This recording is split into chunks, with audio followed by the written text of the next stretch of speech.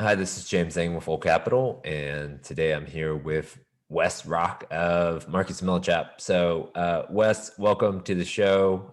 Thank you for coming on. And today we're going to be talking about a 76 unit deal in Irving called Emerald Point. But before we do that, maybe give people a little bit of your background, and then we'll jump into this deal. Thanks, James. Thanks for having me and Nick and Bard's team. It's always a pleasure working with you guys. All right. So maybe give people a quick background on yourself and David Firsting, who's also working on this deal. Yeah. So David Firsting and myself are running point on Emerald Point, 76 units in Irving, just south of 183. David and I are on a 5-person team for 76 units and greater. Nick and Bard and Matthew Roth. We specialize in DFW on the larger asset class being 76 units and greater. We also have 2 gentlemen that specialize 75 units and under on our team in DFW. And then we also have a third segment on our team that focus on secondary markets.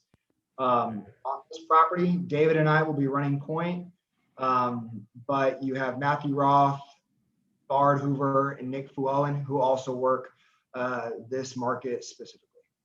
All right, so let's jump into Emerald Point. Yes. So as you can see, Irving is one of the most coveted pockets in DFW, located just northwest of downtown Dallas, southwest of DFW Airport. Great freeway access to both sides of the Metroplex, whether it's Fort Worth or Dallas. Irving has been one of those markets that has been very difficult to break into because tenants have just been able to, or owners have been able to increase rents year over year in Irving since it's so difficult to build new product. Owners are kind of just continuing to take the ride in DFW as rents increase, values increase as well. Yeah, I mean, when you look at this map, I mean, most of anything sort of south of 183, anything along 161, really the only new construction is along 114, and those rents are significantly higher. Price per doors are significantly higher, sort of in that Las Colinas area. So, yeah, definitely workforce housing here in Irving has done really well. And so, I put in an aerial just sort of to give a snapshot of sort of what the surrounding areas look like. Any additional comments here on as we zoom in on Emerald Point? So I would just say this area, we've probably done 6 to 8 transactions in the last 12 months. We have, and I know you've done the loan on most of them for us, but we're ranging, between 120 and 135 a door for properties in this area. We have a property under contract right now that's north of 120 a door, just north of 183. So when you look at Emerald Point, this is probably over the last 12 months for Irving, the most affordable deal that we have sold or we're going to be selling. All right. And then, I like the hospital just east of you off of 183. You got the mall just north off of Beltline. So pretty easy access to 183, which is going to take you sort of east-west in Dallas and up to either the airport or downtown. And then you can take Beltline north and south to get even up to George Bush if needed. So it's a great little pocket there. So here's some pictures of the property's exterior. Anything on the exterior you want to highlight on this slide? On this slide, no. We'll wait till the next slide. But it's pitched roofs, 2-story walk up, very clean property from the street. It's gated, so when people come in at night, they're going to be able to feel safe because you can't walk across the park to the property. Oh, there you go. You can't walk across from the park into the property. You have to go through the main gate. Something that's really neat about this property is the center, kind of the garden, playground, low density that property offers. You can see the properties around the area just on the other side, super dense, not a whole lot of green space, where this property does not have that problem.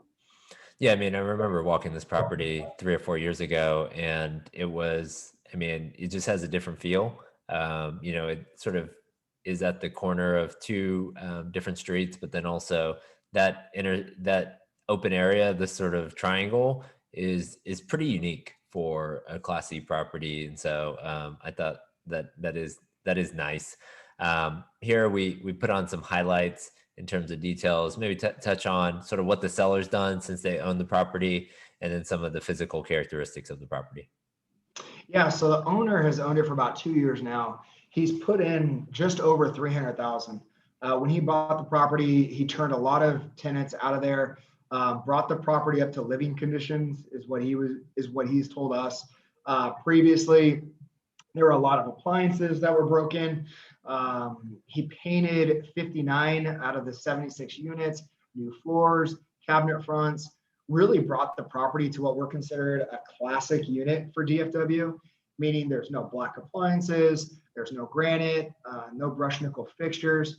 So you really are able to take a property that's 100% unturned and take it to wherever you feel the market is.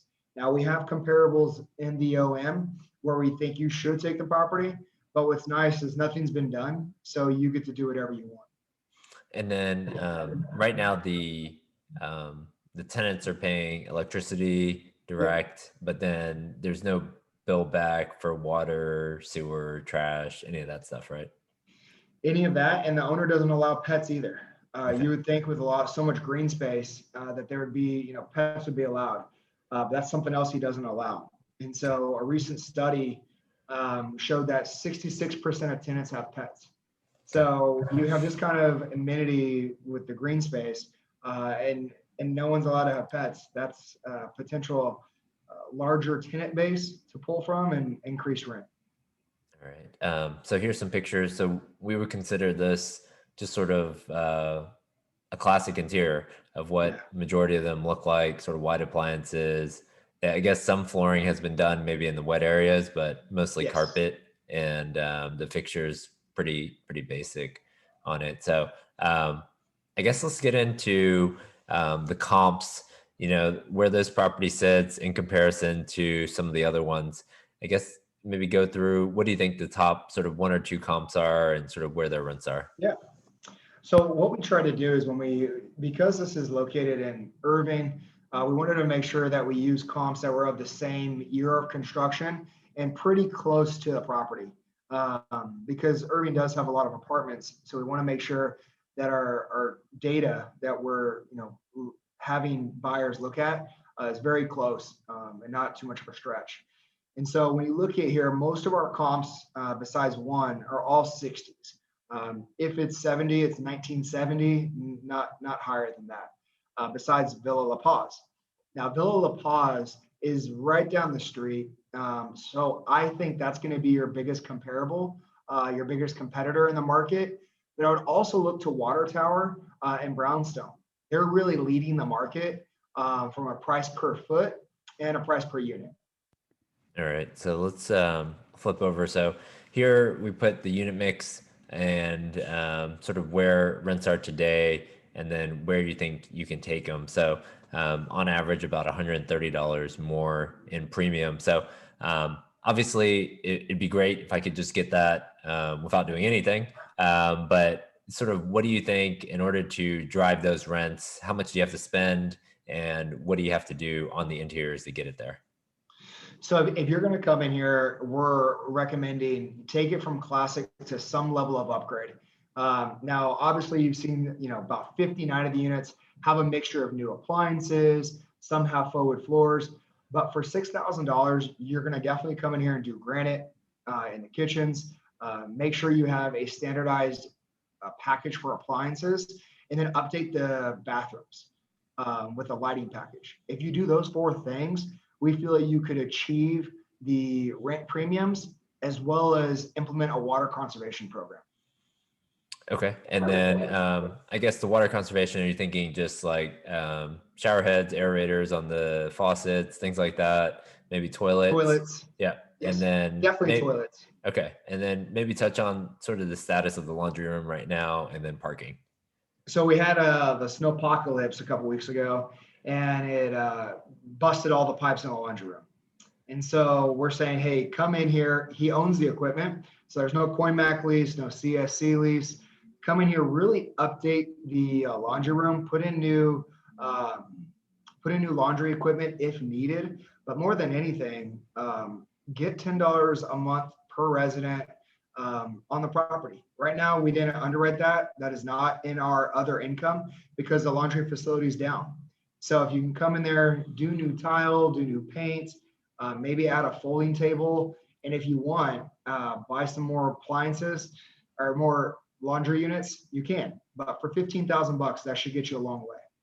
All right. So we've got upgrading the interiors, you got water conservation, you got parking, and then sort of fixing up the laundry room to really drive the revenue on this deal. Yes. So I Go guess right back, what, James. yeah. One more. So we have the covered parking and the reserved parking. The property has no covered.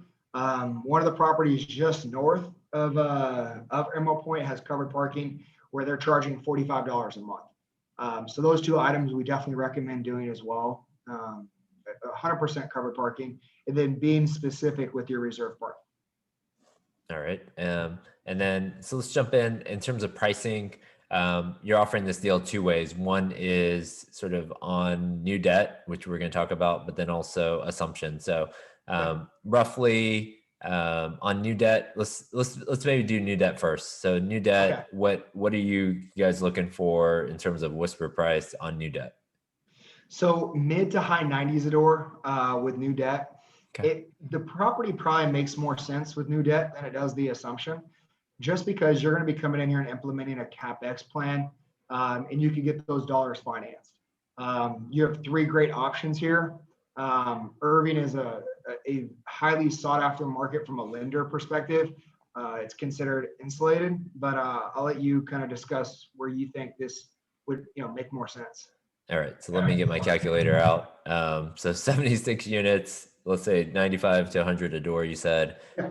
So about 7.3, 7.4 on 7.3. 7.3. Yeah, 7.3, Okay. 7.4. Yep. And then so we sort of looked at it three different ways. First, sort of Fannie Freddie, for a loan under 6 million, we like the Freddie SBL product just because it's in Dallas County. They're going to look at it sort of on a 120 cover. So you're able to get a little bit more dollars. Pricing is a little bit lower. You can get a step down prepay, and their reserve right now, so COVID reserve is about 12 months. So on Freddie SBL, we're looking at about 5.1 with 3.5 to 4% interest rate, just depending on how many years of IO you get. And then your reserve is about 275,000. On Fannie, they have a Fannie Mae small balance product, but the challenge right now is interest rates are really being pushed up because of the 10-year treasury. And then also they're still on 18 months P&I. So that's a pretty heavy P&I reserve. So that'll, reduce your overall proceeds. So, the combination of a lower loan and higher reserves, I'm thinking Fannie's probably out on this one, on this particular transaction. And then the third option really is non-recourse bridge. So this one is above $5 million, which gets you into a better starting place in terms of interest rate and leverage. So a lot more players in the $5 million space. And so we pegged this one essentially at 75 to 80% loan to cost, 375 to 4 on the starting floating rate. It's going to be full term IO, 3-year term. And then there's no P&I escrow. This deal is cash flowing from day one. And then you can really come in, execute your plan, and then, either refi or sell the deal. And so that's on new debt. And then whisper price on if you did assume the loan, what's the whisper price on the assumption, Wes? Yes. So mid 80s to high 80s a door. And so Okay. you're looking at a $10,000 door discount. Okay. And, we just did an assumption with James towards the end of last year. And that process was so smooth. Yes, you're not getting the CapEx dollars right up front, but I'll tell you this, assumptions, they're pretty simple because your debt going in. On a property like this, it's when do you pull your supplemental? And James was very helpful when doing the assumption. So right now, you can come in, the current loan is 3.6 million at about 4.76. It's amortizing now, so it'll probably be in that range or a little bit lower. It has about 7 years left to maturity. And the thing, you're gonna have to make up that gap, obviously, in terms of coming to closing with enough equity, but you're buying the property for a lower amount. And then any rehab that you do, let's say it's 200 or 300,000, you're gonna have to bring that to the table as well. And so some people are more comfortable putting in a little bit more equity, doing the assumption. Usually on Fannie Mae loans, so this is a current Fannie Mae loan, you can do a supplemental, and the supplemental is really up to 75% typically. But the challenge right now is this 18 months of COVID reserve. So you have to do an 18-month COVID reserve on not only the assumption plus the supplemental if you take the supplemental right now. So what Wes was talking about, it probably makes more sense. Do the assumption right now, sort of execute the business plan, and then decide, all right, in let's say 12 months or 24 months, does it make sense for me to go in and pull the supplemental out at that point and increase my leverage, return some equity? Or does it make sense to either refi or sell the property at that time? So right now, it's probably best to just, if you decide to do the assumption, just do the straight assumption and use the 3.6 million for now. Yep. Wes, as we wrap up, do you guys have a call for offers date yet? Or is this one, I know this one just came out. So what's the best way for people to sort of reach out to you to set up tours or have any questions? Yeah, so reach out to myself or David. We're going to be doing tours on this property. We do have a call for offers date, April 15th, but the owner is willing to entertain preemptive offers. So if you are looking at, I don't want to wait, I don't want to go through the marketing process, this seller does not want to do that either. So if you can get with James and bring an offer, he would love to take it off the table. All right. I appreciate it, Wes. Thanks for coming on and sharing some Yeah. more information about this property. Thank you, James.